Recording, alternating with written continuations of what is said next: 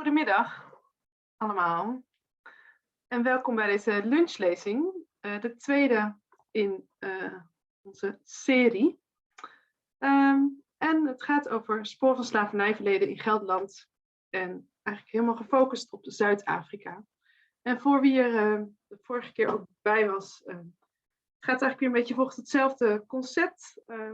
Ik zal mezelf nog even voorstellen. Ik ben Else Gootjes, verbonden aan Erfgoed Gelderland en als projectleider betrokken bij sporen van slavernijverleden in Gelderland. Dat met een groep onderzoekers onderzoek doen naar de sporen van slavernijverleden in Gelderland. En een van die onderzoekers zal vandaag ook spreken, Aschwin Drost. En we organiseren deze lunchlezing samen met het Afrika Museum, onderdeel van het Nationaal Museum voor Wereldcultuur en het RCMC, het onderzoekscentrum. En in dit komende uur, in deze lunchlezing, hopen we jullie mee te nemen weer in twee andere verhalen die te maken hebben met Gelderland, maar ook met representatie. Daar gaat vooral het verhaal ook over van Carine Zaayman.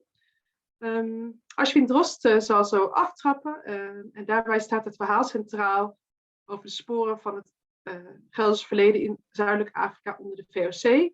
En dan gefocust op het verhaal van zeeofficier Damiaan Hugo Staring. En ook het verhaal van slaaf gemaakte die hij in zijn huishouden had en ook zijn rol op de Kaap. En Carine Zaayman, onderzoeker bij het Research Center for Material Culture, zal ons meenemen in haar onderzoek naar te werk gestelde vrouwen in de Kaapkolonie. En ook neemt ze als voorbeeld het Iziko Slave Lodge museum in Kaapstad, waar zij mee heeft gewerkt aan de tentoonstelling. Waar ze ook onderzoek naar doet hoe die verhalen eigenlijk beter tot z'n recht kunnen komen. Na afloop van de lezingen is er tijd om en mogelijkheid om vragen te stellen. Dat kan in de chat. U ziet de chatfunctie als u op het wolkje klikt. Ik wil u ook attenderen op dat u ook de lezing op speaker view kan zetten. En dat is bij de blokjes bovenaan bij de sprekers. En dan als je op het blokje drukt, dan krijg je alleen de spreker te zien zo dadelijk en de presentatie. Volgens mij heb ik voor nu dan alles gezegd en kan ik het woord door gaan geven aan Aschwin. Tenzij ik wat vergeten ben, Aschwin. Maar, nee, ik denk dat het prima is. Mooi. En dan mag jij je presentatie delen, die je hebt voorbereid. Goed, fijn. Welkom. De presentatie bijpakken. Ik hoop dat die voor iedereen te zien is.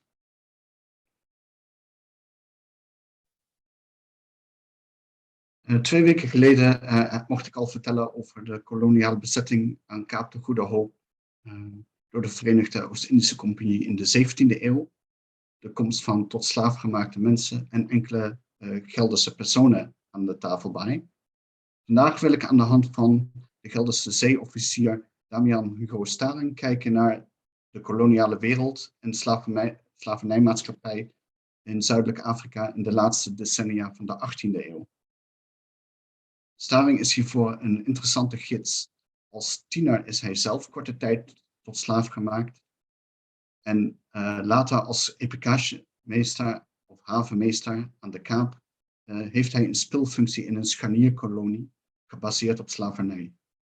Naast de tientallen tot slaaf gemaakte mensen die onder zijn verantwoordelijkheid op de scheepswerven en in de haven zijn te werk gesteld, telde het huishouden van Damiaan en zijn echtgenote meerdere slaafgemaakten in privébezit. Damiaan Hugo Staring is geboren op de Bringenborg in Gendringen in Gelderland als zoon van de dominee Anthony Staring en diens tweede echtgenote Anna Verheul. Zowel de familie Staring als Verheul behoorden tot de goede en invloedrijke Gelderse families uit de Achterhoek. Verschillende familieleden waren in de 17e en 18e eeuw actief als lokale en gewestelijke bestuurders, predikanten of officieren in het landleger. Vanaf het midden van de 18e eeuw kiezen meer jongens uit deze Gelderse families voor een carrière op zee, als officier in dienst van de marine op de VOC. Damiaan is 15 jaar oud wanneer hij in 1751 als adelborst in dienst van de Amsterdamse admiraliteit wordt uitgezonden naar de Middellandse Zee om actie te ondernemen tegen kaapvaart en piraterij. Zeker het onafhankelijke Marokko was een geduchte tegenspeler op zee voor de Europese koloniale machten, aangezien de Marokkaanse schepen niet alleen toegang tot de Middellandse Zee controleerden, maar ook opereerden op de routes naar Afrika en Indië op de Atlantische Oceaan. Na schipbreuk voor de Marokkaanse kust worden Damiaan en de andere bemanningsleden gevangen genomen en tot slaaf gemaakt. Bijna een jaar later, op 21 november 1752, wordt na maandenlange onderhandelingen een groep van 250 slaafgemaakte Nederlanders, waaronder Damiaan, vrijgelaten. Op de afbeelding is een ets te zien die in verschillende tijdschriften is gepubliceerd. En ook verschillende stukken zijn over deze gevangenenperiode zijn gepubliceerd. Onderaan zijn 2 muntjes te zien die Damiaan als zogenaamd slavenloon heeft ontvangen in Marokko. Op 5 november 1766 treedt de dan 30-jarige Damiaan in het huwelijk met de pas 17-jarige Sophia Winanda Verhul. Zij is op dat moment al in verwachting van hun kindje, de latere dichter Anthony Christian Wijnand Staring. Enkele jaren later, in 1771, maakt Damiaan de overstap van marine naar VOC. Hij krijgt direct bevel over het schip de Bot en vertrekt in september naar Batavia. Tijdens een verblijf aan Tafelbaai op de terugreis naar de Republiek in 1773 krijgt Staring de positie van equipagemeester aangeboden. Hij accepteert deze functie, maar wil wel dat zijn echtgenote kan overkomen naar de Kaap.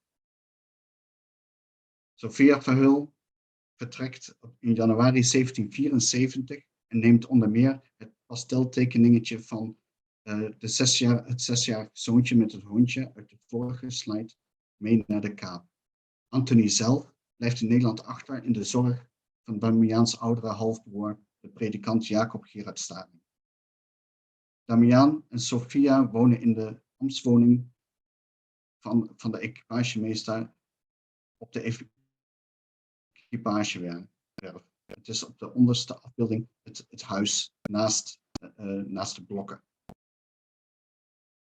De VOC-kolonie aan Tafelbaai is een wat afwijkende kolonie. Voor de VOC geldt de Kaapse bezetting nog altijd vooreerst als een verversingspost.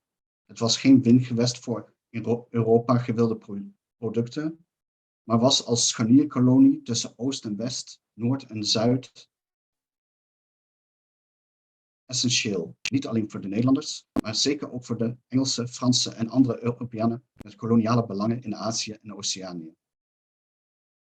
Hier aan de Kaap werden de schepen van verschillende koloniale machten bevoorraad en hersteld, bemanningen verzorgd naar de lange zeereizen van of naar Europa en Azië. Als equipagemeester is Staring verantwoordelijk voor de werf, de havens en aanlegplaatsen van de compagnie. Hij was letterlijk het eerste en laatste aanspreekpunt namens de VOC en de Nederlandse Republiek bij het inspecteren van de binnenkomende en vertrekkende schepen, het afhandelen van douaneformaliteiten en de contacten met hoogwaardigheidsbekleders aan boord. De afbeeldingen hier laten de Tafelbaai en de scheeps- en ambachtswerven zien. Het equipagewerf is het grote witte complex helemaal rechts en daarnaast de equipagewoning van Staring. Naast zijn positie als hoge VOC-functionaris was Staring tussen 1774 en 1779 vennoot in een houthandelsmaatschappij. Samen met zijn equipageboekhouder Hendrik Muller en oud-burgerraad Jacob Lafebre vormde hij het consortium Lafebre & Co. Het is voornamelijk door deze houthandel dat het vermogen van Staring aan de Kaap toeneemt. Hout was een noodzakelijk gewild en schaars goed en niet alleen belangrijk voor de bouw, scheepsonderhoud en meubelmakerij, maar ook als brandhout voor bak-, steen- en kalkovens, voor smidsen en de werkplaatsen. De toegang tot buitenlandse schepen vanuit zijn functie als equipagemeester en de handel die hieruit kon volgen, bracht grote winsten. Firma's als die van Lefebvre en Co. hadden de handel met buitenlandse schepen grotendeels in handen. Maar dat wil niet zeggen dat zij ook in alles wensten te handelen. Staring stelt tegenover de bewindhebbers van de VOC een duidelijke grens bij de handel in mensen. In een officiële verantwoording van zijn handelen aan de Kaap schrijft hij dat hij zich niet wil inlaten met de handel in tot slaafgemaakte mensen. Het bezitten van tot slaafgemaakte mensen of het inzetten van slavenarbeid was voor hem dan weer geen probleem. De bedrijfsvoering van de VOC was gebaseerd op de inzet en arbeid van tot slaafgemaakte mensen. In de 18e eeuw waren tussen 500 en 700 slaafgemaakten in bezit van de compagnie aan de Kaap de Goede Hoop. Het aantal slaafgemaakten in privaat bezit is beduidend groter, maar ook zij stonden direct of indirect ten dienste van de compagnie. In 1773, het jaar dat Staring aan de Kaap kwam, waren er bijna 10.000 slaafgemaakten in privaat bezit, waarvan ruim 7.000 mannen. Let wel, dit zijn conservatieve cijfers. Burgers en VOC-functionarissen probeerden waar mogelijk hun slaafgemaakten buiten de compagnieboeken te houden. Deze slaafgemaakten werden vooral ingezet in de economie van de stad of de wijn- en graanboerderijen, maar ook als huisslaven. De compagnieslaven werden voornamelijk te werk gesteld rond de ambachts- en equipagewerk. Damiaan was als equipagemeester verantwoordelijk voor de slaafgemaakten die in en rond de haven, op de reden en in de loodsen dwangarbeid verrichtten. Naast de tientallen tot slaafgemaakte mannen en vrouwen die nodig zijn voor het laden en lossen, heeft Staring ook beschikking over gewapende slaafgemaakten, zogenaamde justitiedienaren, voor bewaking, toezicht en waterpatrouilles. Verder wordt hij op de binnenkomende schepen geconfronteerd met slaafgemaakten die als opvarenden en cargo arriveren. De verschrikkelijke omstandigheden die hij aan boord van de schepen aantreft, zullen zijn houding tegenover de handel in mensen hebben bepaald en verklaren mogelijk ook zijn uitspraak richting de heren 17 dat hij de negotie in mensenvlees vies vond. Kaap de Goede Hoop werd ook als strafkolonie gebruikt door de regering in Batavia. De grens tussen deze gevangenen en slaafgemaakten is dun, doordat zij na aankomst vaak werden ondergebracht in de slavenonderkomens. Op deze manier vond een bewuste vermenging plaats, waarbij de strafduur van de gevangenen niet zelden werd vergeten. En de gevangenen werden zo onderdeel van de Kaapse slavengemeenschap. Mensen uit deze groep werden vaak te werk gesteld bij VOC-functionarissen. Zo was de Chinees Hiburu bij Staring werkzaam in een administratieve rol bij de compagnie scheepsboekhouding. Damiaan heeft daarnaast meerdere tot slaafgemaakte mensen in privébezit gehad. Dit blijkt onder meer uit een inventarislijst van Kaapse bezittingen uit 1782 bij zijn vertrek, waarin 11 tot slaafgemaakte mannen, vrouwen en kinderen worden genoemd. Hier kom ik zo meteen nog op. Maar ook in een brief uit 1778, gericht aan Gerrit Smits, waarvan hier een fragment is afgebeeld. Gerrit Smits, landschrijver en zaakwaarnemer van Damiaan in de Achterhoek. Hierin maakt hij al melding van slaafgemaakten in zijn bezit. Het afgebeelde fragment is interessant, omdat Damiaan hier schrijft over een vorm van beloning in tabak aan de slaafgemaakten. Het betreft een antwoord van Staring op een eerdere brief van Smits, waarin deze klaagde over de prijzen van tabak in Gelderland. Staring vertelt over het Kaapse gebruik om een rol tabak van een kwart pond per week uit te delen aan de mannelijke slaafgemaakten. Voor hemzelf gaat het dan om 2,5 pond voor 10 mannelijke slaafgemaakten per week. De anekdote laat een aantal dingen zien. Allereerst het gebruik van uitdeling van tabak aan slaafgemaakten. En dat Staring op dat moment 10 mannelijke slaafgemaakten had, die werkten in en om het huis en in de stallen. In de brief worden geen vrouwelijke slaafgemaakten genoemd. Blijkbaar kregen zij geen tabak uitgedeeld. We zullen zo dadelijk wel meerdere vrouwen tegenkomen in de boedellijst. De slaafgemaakten in privébezit van Staring zullen daarnaast zijn ingezet voor zijn handelsfirma. En natuurlijk kon hij daarbij ook gebruik maken van de slaven onder zijn toezicht, de compagnieslaven. In 1780 komt het einde van de tweede termijn van Staring van 6 jaar in dienst van de VOC in zicht. Zijn tweede termijn van 6 jaar. Al sinds 1778 laat hij zijn Gelderse contacten, Gerrit Smits en meester Quirijn Maurits Verhul, de schoonvader, de vader van Sophia, uitkijken naar een geschikte buitenplaats in Gelderland.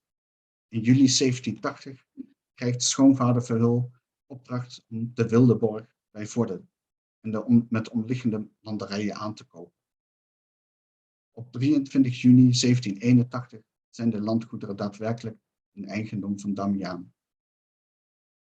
Op 18 februari 1782 vertrekken Damiaan en Sophia naar de Republiek. Door de 4e Engelse zeeoorlog die dan plaats heeft, gebeurt dit noodgedwongen met een Deens schip en via Denemarken. Op dezelfde dag als het vertrek begint in de voormalige woning van de vertrekkende equipagemeester de veiling van de Kaapse bezittingen. Deze boedellijst, die 32 pagina's omvat, geeft een opsomming van de bezittingen, de kopers en de bedragen die zij betaalden. De opbrengst is in totaal bijna 25.000 gulden. Terug in de Achterhoek kunnen Jan en Sophia in de zomer van 1782 hun intrek nemen in de Wildeborg, die dan ook nog wordt verbouwd. Daarnaast kopen zij een woning in de stad Zutphen om de winters door te brengen. Damiaan Hugo Staring heeft niet lang kunnen genieten van het leven in Gelderland. Een jaar later, op 28 november 1783, overlijdt hij als een van de vele slachtoffers van een dysenterie-epidemie.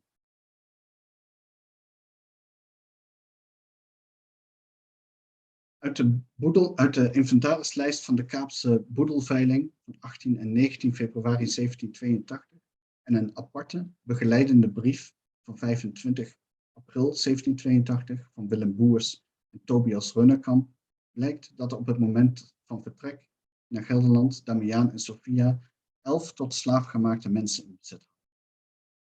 Hun verkoop brengt in totaal ruim 2500 riksdaalders op. Wie waren deze 11 mensen? Je zou hier graag een antwoord op vinden, maar dat is niet altijd eenvoudig. Tot slaafgemaakte mensen worden vaak alleen om administratieve redenen in de Kaapse VOC-bronnen genoteerd. Vaak als aantal, lang niet altijd met een naam als mens. Daarnaast gebeurt veel, zeker bij slaafgemaakten in privébezit, buiten de officiële compagniecijfers om. Zoals hier bij Staring, waar uit de hand en per veiling slaafgemaakten zijn verkocht en waarbij we afhankelijk zijn van wat toevalligerwijs bewaard gebleven is. Meer en andere informatie is soms te vinden in de dagregisters en resoluties die door het Kaapse bestuur zijn vastgelegd. Daarnaast zijn er testamenten en gerechtelijke stukken die soms een inkijkje kunnen geven in het leven van de slaafgemaakte. Een akte van verkoop op juiste vrijlating, een rechtszaak of een erfenis, een doop, trouw of eigendomsakte als vrij mens. Het is mij vooralsnog helaas niet gelukt om veel te weten te komen over de slaafgemaakten van Damiaan en Sophia. Zo is van geen van hen bekend hoe zij in het bezit van Staring kwamen. Zijn ze bewust gekocht of vormden ze onderdeel van de inboedel bij zijn intrek in de equipagewoning? Van geen van de slaafgemaakten is een geboortejaar of geboortedatum bekend. Van sommigen kan onder voorbehoud een land van herkomst worden afgeleid. Er waren 3 stellen of partners. Vrouwen mochten tot slaafgemaakte mensen niet aan de Kaap in deze periode. Zij zijn als stel verkocht en opvallend misschien buiten de veiling om. Was dit om het samenblijven te garanderen? Dat was namelijk niet vanzelfsprekend. De grootste kans daartoe hadden de compagnieslaven, die in principe niet werden verkocht. Slaafgemaakten in private handen waren afhankelijk van de goede wil van de slavenbezitter. Was het hier de wens van Staring of van Boers en Runnekamp, die de veiling en boedelverkoop regelde, of juist van de kopers? Ook Louise van Bengalen is samen met haar 2 aan de Kaap geboren zoontjes verkocht. Er is geen melding of spoor van een vader en of hij een slaaf, gemaakte of een witte Europeaan was. De verdere levens van de 11 slaafgemaakten is helaas nog in nevelen gehuld. Alleen in een testament van Tobias Runnekamp, die het echtpaar, of het stel Marien en Rosetta kocht, lijkt wat houvast te vinden. Hier wordt in een testament uit 1793, wanneer Runnekamp overlijdt, melding gemaakt van een Rosetta, die dan nog in zijn bezit is. Zij wordt dan na zijn dood opnieuw verkocht. Marien wordt in het testament niet genoemd. Daarnaast is een voorbehoud ook op zijn plaats, want ik weet eigenlijk niet eens zeker of het hierbij om dezelfde Rosetta gaat. Of dat het misschien een andere tot slaaf gemaakte vrouw betreft. Het weinige vaststaande weten we dan dankzij de inventarislijst, de bijgaande brief en de afgebeelde nota die Boers en Runnekamp hebben meegestuurd naar Staring in Nederland. Deze zijn gelukkig bewaard gebleven binnen het familiearchief van de familie Staring. Hierdoor krijgen de 11 slaafgemaakte mensen, die in de bronnen vaak onzichtbaar en ontmenselijkt zijn, tenminste als mens een naam. En hiermee kom ik voor nu aan het einde van een nog niet afgerond verhaal. En voordat ik het woord aan Else geef, en zeker ook aan Carine Zaayman, die zo dadelijk zal vertellen over de tentoonstelling Under Cover of Darkness, en ook daarbij zal ingaan op levens in de marge, vaak verborgen in de bronnen, wil ik nog wel wijzen op een aantal websites. De onderste genoemde, tanap.net, biedt toegang tot onder meer de transcripties van de Kaapse resoluties. De verslagen van de Kaapse Raad. En er zijn ook de stukken van de Weeskamer te vinden, met name testamenten. En voor Gelderse sporen kun je altijd terecht op de website van Mijn Gelderland en Mapping Slavery, waar de sporen van slavernijverleden in Gelderland zijn samengevoegd. En dan geef ik hierbij het woord terug aan Else. Dank u wel.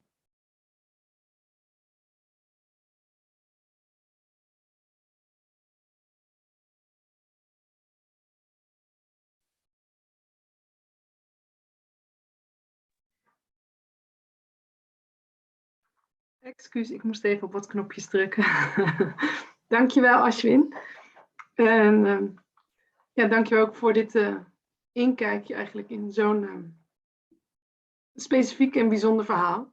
En met dank ook aan het familiearchief van de familie Staring, die ze Zeker eigenlijk open hebben gesteld voor jou om daarin te kijken. Het volgende deel van de lezing is in handen van Carine Zaayman, onderzoeker bij het RCMC.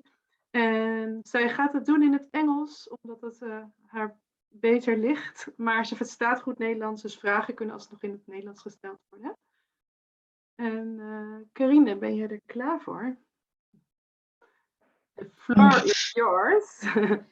Thank you very much. I'm just going to share my screen. Yes. Is that clearly visible? Ja, ik zie het. Oké, fantastisch. Wacht even. Het is een beetje... Bij mij ziet het er een beetje gek uit, maar ik weet niet of het bij de anderen... Oké. Ja, nu is het weer beter. Oké, goed. Sorry about that. Hello, everybody. Thank you very much to Else and Petra for the invitation. I appreciate the opportunity to be in conversation with you and learning about also about Gelderland and its role in this history. Thank you especially for letting me do this in English. Mijn Nederlands is nog niet goed genoeg, maar ik ben aan het leren. So I'm going to speak today about an exhibition that I curated in Cape Town at the Slave Lodge called Under Cover of Darkness, in which we were tracing the stories of women in servitude under colonialism. The exhibition ran from September 2018 until last year, 2021, at the end of March. One of the things I think is interesting to connect to Aschwin's lecture, especially last week, the previous time and today, is to think about the position of the museum in the landscape of Cape Town. And here are two photographs of what we still call in Cape Town the company's garden, the company here obviously in reference to the VOC. The Slave Lodge is the second oldest building after the Castle of Good Hope, surviving colonial building. At present, it functions as mostly in a space. This area of the company's gardens is a very touristy area. There are many museums, as well as informal traders and kind of streets or sidewalk entertainment. And St. George's Cathedral, which most recently hosted the funeral of Archbishop Desmond Tutu, is literally facing the museum. So it's important to understand the location of the museum in this hub of activity and interest, and one that, in a sense, performs the heritage, holds the heritage of the city. The Slave Lodge also sits next to the Parliament buildings, which in a country like South Africa with a very difficult political background and legacies of apartheid still resonating through the city in very tangible ways. That's also another important way to understand where this building is situated. Here you can see the Slave Lodge from the outside. But what you see here and the building as it appears today is very unlike its appearance and how it existed during the time when enslaved people were held there. So on the left, you can see a map of the Slave Lodge from around the 18th century and a model that exists in the museum indicating the kind of architecture, the kind of building that, how it used to appear. At the moment, it is part of the body of South African museums called Iziko, but it used to be a place where enslaved people were held, but also an asylum, a hospital, and a school and the like until 1811. It then became government offices and later a cultural history museum in 1966. And still today, it has exhibitions on Egyptian artifacts and the like. Only really turned its focus on or to look at slavery in 1998. South Africa and the museums in South Africa are far less well-resourced than in the Netherlands and what you might be familiar with. So it is taking the cultural institutions of South Africa especially long to be building up the kinds of exhibitions and resources that faces the past in a way that was not allowed under the apartheid regime. So Iziko wanted especially an exhibition that looked at slavery from the perspective of women. It's not something that they had been able to do until that point. Iziko also has a good relationship with the university where I used to be based, namely the University of Cape Town, where I worked in the fine art department and with special interest in fine art curatorship or the fine art of curatorship. And I think this is perhaps also an interesting way to think about the approach that we took for Under Cover of Darkness and how it speaks to the work that someone like Aschwin does. Because in a sense, we were doing historical research, not maybe possibly on the granular level that we've been hearing about up until now, but it's really about how to give form to, well, our concerns was about how to give form to these histories, how to instantiate them into a space to which the public has access that can convey not only the historical information, but also convey something about what is the significance of this information, what is the significance of this past. And in that sense, I think this sums up the project of Under Cover of Darkness. It is a project that looks at history, it looks at the past, but it's very concerned about how the patterns of race and labor and power that were established during the colonial period at the Cape continues to resonate and shape the civil society in contemporary Cape Town. This is this is not our exhibition. This is another project that was done in one of the other Iziko museums, namely the South African National Museum, which is largely a natural history museum, but has until very recently also exhibited dioramas and plaster casts of Khoi and San peoples. This is an intervention by a curator called Wandile Kasibe, who declared the museum a crime scene. And I always think of this as it's quite an important intervention for Iziko. So it is in the this kind of atmosphere of this very strong questioning of what museums and cultural institutions in the city can contribute to public discourse around the inheritances of colonialism that we embarked on the project of Under Cover of Darkness. Our first process, the first part of our process was, of course, to, with the help of the curators and the conservators at the Iziko Social History Center, to go through what objects they have that speak to this history. And I always bring in this, I always make reference to this, these boxes contain manacles, some of which would have been used on enslaved people.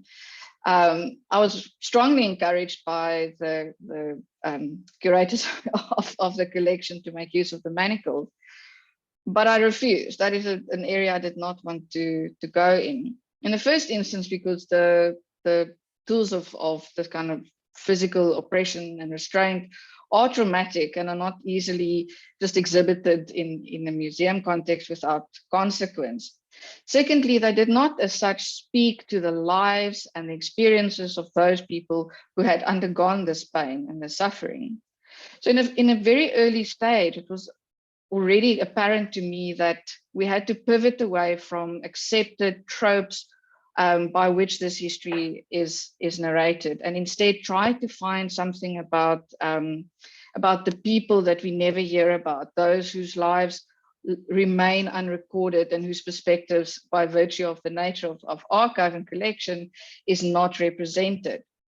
That is, in a sense, the demand from a contemporary South African audience. And I would like to maybe also make a connection again to Aschwin's research, which is very focused also on trying to uncover more and further information, and and seeing how difficult it is to do that kind of work. So whereas we moved away immediately from the kind of objects like the manacles, there are those objects that did in fact speak to us immediately. One of them is this knitted or crocheted baby cap that was made by an enslaved woman, we believe, called Malati. But importantly, the cap was not made for her own child. It was made for the child of her so-called owner. And I think what is really amazing about this object, it's not particularly apparent in the photograph, but it's incredibly small and it's incredibly delicate. It's almost the size of smaller than the size of my fist. And when you see the tenderness and the detail of the craft of how this cap was created, you realize that labor, that attention and that care could not be given to this child, this woman's own child, but had to be transferred to the child of somebody who controlled her labor. So there was something very complicated about this particular object that showed the difficulties of what was involved, especially in women's work, namely that of domestic work, of child rearing, and those kinds of intimacies, I think was very beautifully surfaced by something like this baby bonnet. Another object that immediately spoke to us was the Oranjezicht slave bell. On the left, you can see a photograph of how we encountered it in Iziko's storerooms. You can see it's just on a pallet and it's all kind of wrapped in paper. And that is because it had just come back from the Goede Hoop exhibition at the Rijksmuseum. And it might be worth just having a look also at the contrast between these two images in the exhibition in the Rijksmuseum. It is elevated, it can still be rung, it can still emit a sound. But on the left, it is an ordinary, much more ordinary object. It's not elevated, it's not understood to be lofty, but it is sitting kind of muted and packed away in a storeroom. And this kind of way of encountering an object in the storeroom was also quite instructive to me as a strategy to suggest that those objects that we encountered in the storerooms, we didn't necessarily have to give them any kind of status. We didn't have to agree to that status. In fact, we could come at these objects in a more adversarial way. Possibly it's useful to mention also here that we had a much more freedom as concerns some of these objects that possibly more closely managed collections might have, that you might be exposed to in the European context. So there was, I think, a degree of creativity that was afforded to us.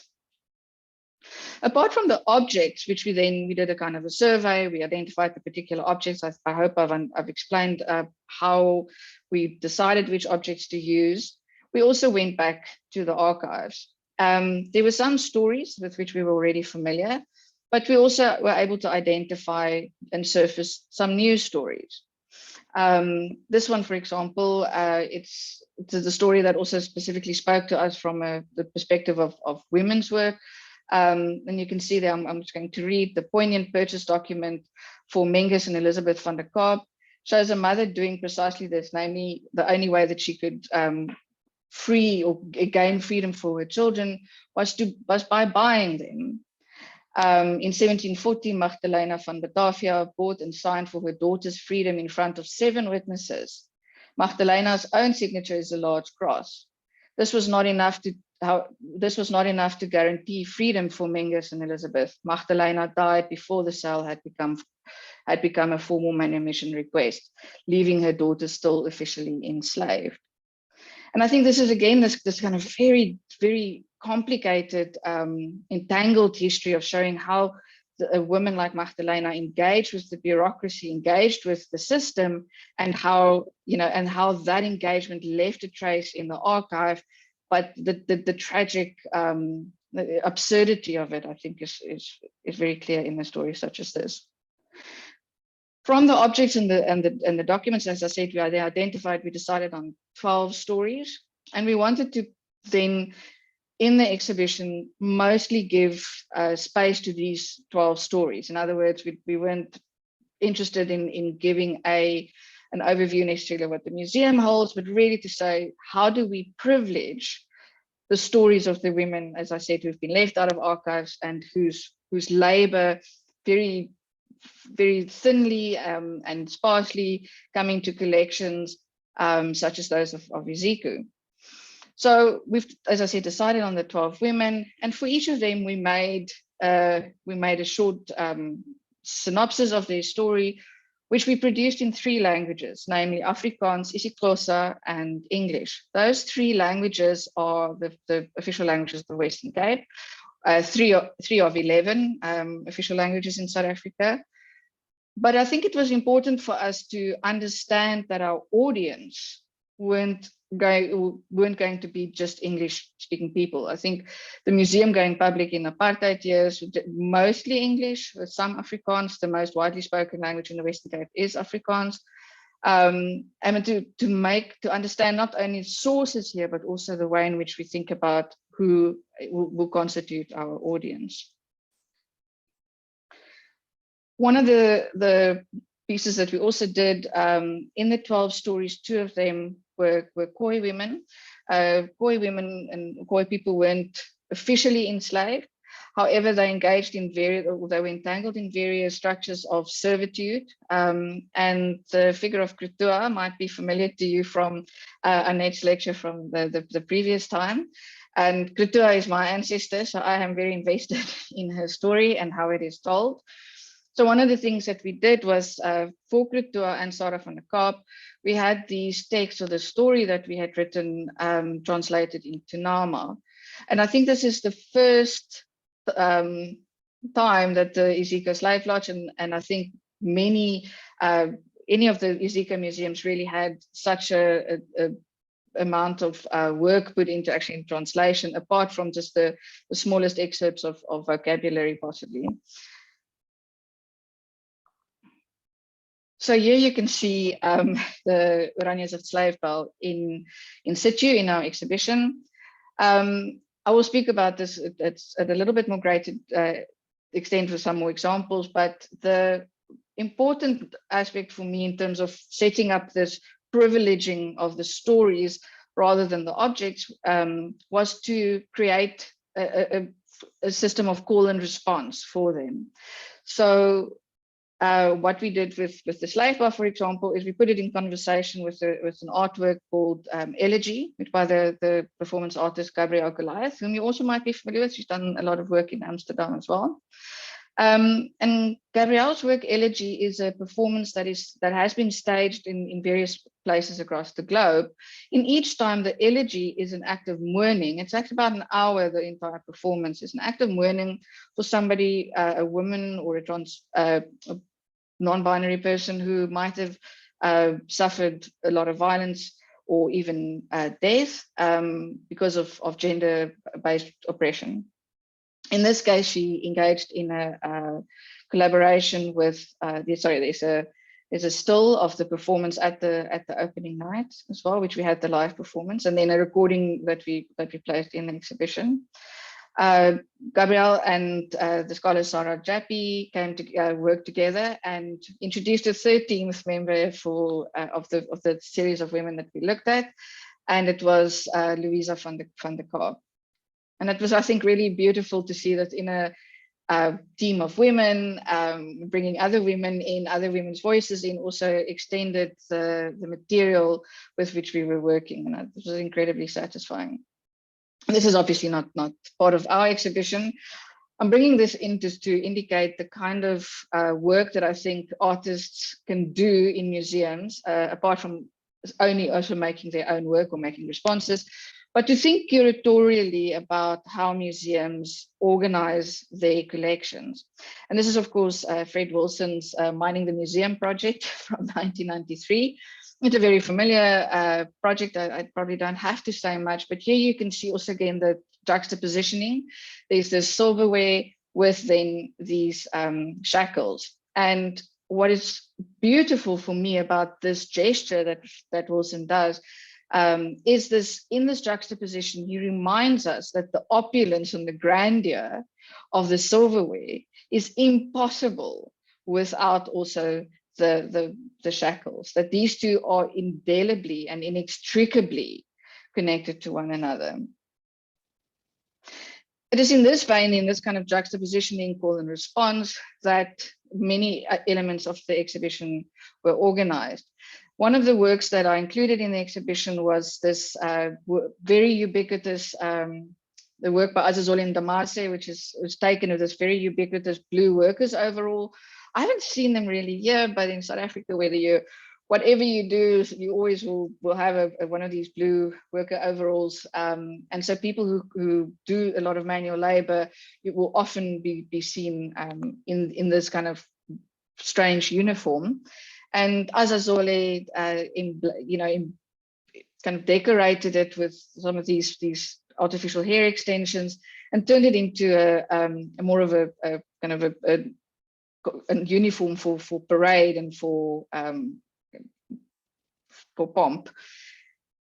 We juxtaposed this jacket with the only dress in the collection that we could find that is rumored to have been made by an enslaved woman, but we don't also particularly know. In both cases, there is also a sense of beautifying, there's a sense of composure, of stature, of dignity, but that we've taken and we've put these two in conversation with one another. You will see this is kind of the entrance space of the exhibition, and it is it is the map that I showed you earlier. And then at the bottom, you will see a heap of ash. And what I did is a meditative act throughout the making of the exhibition. So ever since we started meeting as a group, as a project group, up until the day of the exhibition, we were allowed to have fireplaces and make fires in Cape Town. And I had a lovely fireplace that I used a lot. And every fire that I made, I kept the ash, as I said, as a kind of a meditative marking of the process, because ash is also something that is unformed. It gives up its form. We can see that it was wood, but we can't reconstruct the wood. It becomes dissolute and granular. And I put this in conversation with the slice of the so-called, in a collection called the so-called slave tree. It is a section of the tree, a church square, under which enslaved people would have been bought and sold in that context. So here we have again this coherent form of the slice of the tree in opposition to this other more ineffable process of the ash. A strategy I also employed was to say that this building, the Slave Lodge, was a very grand building now, as I said, used as government offices. It was later a court as well. And to remind us what this building actually was, is that building shouldn't just function as a museum, but we should also become aware of the building in terms of its function as it existed in the 17th and 18th centuries. And so what I did is I went just outside where our exhibition space was, and I took photographs. This is the Parliament building the South African Parliament building that you can see there. And on the left image is it's not particularly clear possibly on this photograph, but that is a statue of Queen Victoria, still standing. We put up the exhibition, we had our opening, we commissioned Gabriel Goliath, and the exhibition ran for about 2.5 years. But through that time, we also wanted to not leave just the exhibition as a static installation in the space, but so we invited the poet Tony Stewart, who has also worked with a number of Dutch scholars and cultural historians, for example, like Nancy Jouwe and Jennifer Tosh, and we invited her into our exhibition to produce a work in response and then to become part of our project. She produced a poem called the Litany of Home, a litany for home going, in which she sings a kind of a poetic singing to the 13 women. And I was incredibly touched by Tony's gesture, because one of the things that, as I said earlier about Kutua, being my ancestor, and I'm being invested in how her story is put to use, is that when one does an exhibition like this and you focus on these women, you're also putting them to work again. So not only did they live a life of servitude, in the present moment, they are again being made to work. And Tony's poem was, in a sense, to set them free from us and from that exhibition, and to let them go home. I wanted to just play you a short, I hope you can just hear. Descendants riff to, we are all of us trying to wash the smell off us. Centuries later, we still smell it, the burning, the dried blood. We are all of us trying to wash the smell of us off us. Oops, sorry. How do I go for that? Oh, there we go. As you can see, Tony was performing that in front of the map and facing this mound of ash that I showed you earlier. Apart from that kind of working in collaboration with contemporary artists, we also wanted to bring into conversation scholars, activists, and cultural workers who are dealing with the reverberations and the remains of colonial and apartheid segregation in the Cape. And so we organized a symposium called Uncovering. And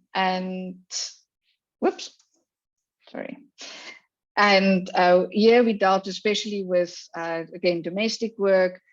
We dealt with fashion and textile work, which is a very important industry in Cape Town, but also with food and landscape and ecological concerns in the area. One of the guiding ideas that of the symposium was, I think, beautifully expressed by Becky Peterson, now very sadly passed and lost in the COVID pandemic, where he says that the dilemma then is how to grasp, narrate, and transcend the unfinished business of colonialism and apartheid, and to lay to rest all sorts of ghosts that continue to haunt post-apartheid South Africa. And as a quick coda, we lost our slave bell. It was just taken out of our exhibition, and due to kind of a series of bureaucratic failures, that there you can see it was I showed you the image of it in situ earlier, and it was exhibited at the Rijksmuseum. It left our exhibition to come to the Rijksmuseum, and I would like to draw your attention that obviously I've circled it there to just indicate to you which one is ours. And it in the Rijksmuseum just lifted it up once again. And with that, I'm going to finish. I hope that I'm happy to answer obviously questions and have any further discussion. Thank you.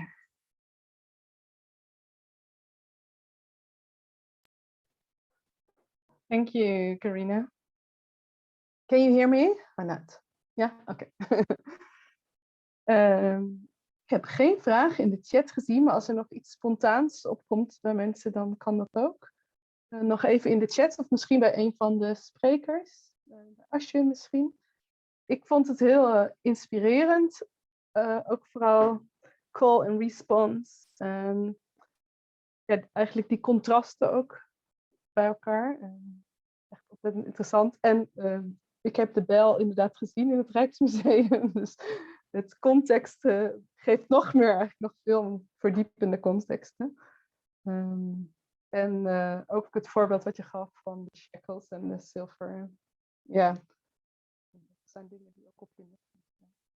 Yes, it was extremely interesting to see how the Rijksmuseum approached it. There's very similar concerns, but find expression in quite a different way. And that one of the first things that you saw in the Rijksmuseum was the tronk.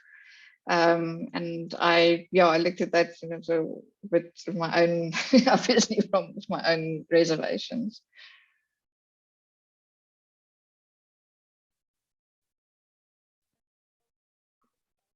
Oh, now I can't hear you now, Elsa. I'm not sure if I'm alone or not. Excuus. Ja. Ja, je ziet dat museums ook zo bepalend kunnen zijn in de beeldvormingen. Ja. Ja. Ik zie geen vragen binnenkomen. Aschwin, zou jij nog iets... daar komt de vraag. Kan je die lezen? Ik vraag af hoe je kijkt tegen de cornerspans van de band, de performance, de band tegenstelling tot de performance over gender.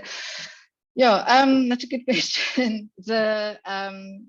I don't think I explained that very well. So you entered the exhibition from, obviously from the entrance of the museum. You kind of went onto the particular wing, and it was very quiet in the beginning. But where the ash was. But the moment you stepped into the more blue room where the dress and Susanna van Bengal's stories were, and the baby gap, incidentally, you started to hear this vague sound. And Gabrielle's work is a series of women and all opera singers who hold a single note, and all it is they just held this note, and then one of them they would step onto a podium and she would sing the note, and then she would step off, but as she stepped off, the other person took over that note. And so it's just the same note being sung and being held, which you slowly became aware of. So if you move to the next phase, you could hear it a bit louder, you became more aware of it. And so it started to penetrate that space even more and more. It's only at the last room, when you got at the very end, that you were able to identify where that sound came from. And you were able to see that, but it had been with you all along. In contrast to that, the bell was just sitting there. In fact, I had this fantasy of the bell just lying on its side. I didn't even want those to be that elevated, but at least we were able to to mute it. So, here's an instrument that was used through sound, through repetitive sound, the ringing and again, to control the labor and to kind of enter the bodies, through the ears of people who were in servitude to the colony, and to make that one mute versus to give this voice that then actually penetrates that space.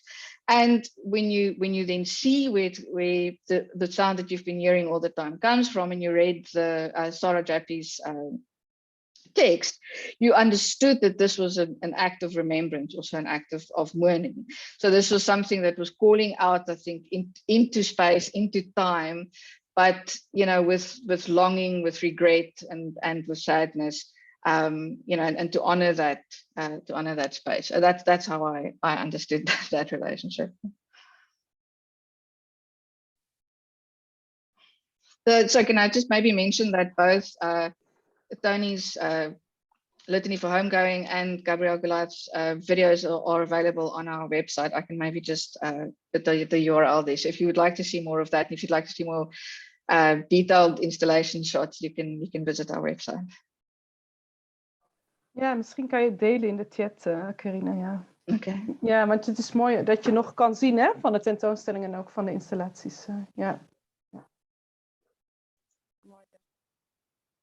Ik denk dat we ook naar een afronding gaan, tenzij Aschwin, jij nog iets te vragen hebt of te zeggen. Nee, ik wilde eigenlijk dan alleen nog zeggen dat het inderdaad gewoon mooi is om te zien hoe de Under Cover of Darkness tentoonstelling is opgebouwd.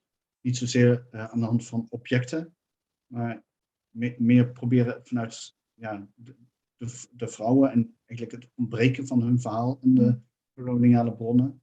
Eigenlijk het probleem waar ik zelf ook tegenaan liep. Waar vind je de informatie over slaafgemaakte mensen? En ook bij de vorige lezing over de vrouwen die ik toen heb behandeld. Niet alleen de slaafgemaakte vrouwen, maar zelfs ook de koloniale vrouwen. Dus het geheel vult elkaar mooi aan. Het biedt ook nieuwe perspectieven om hoe kun je een tentoonstelling of een verhaal opbouwen. And I think the context in which we were working then in Cape Town is so important in that, because the hunger on the part of the public, in a sense, was for those stories and those details that are not that are not recorded, or that are difficult to find, or for which we need to enter into in a kind of an imaginative space, so that there is a sense in which the museum is also responding to a desire and a demand from its public, which I think was, I felt that very keenly, at least when we were working it. That was it wasn't the kind of exhibition that it understood itself as we're presenting something and people can come and have a look, but really trying to deeply engage with that. That's why I started the lecture thinking about this place where all these narratives intersect. It's such a important point in Cape Town. Ja, en ik denk ook de identificatie van bezoekers, ook met de verhalen.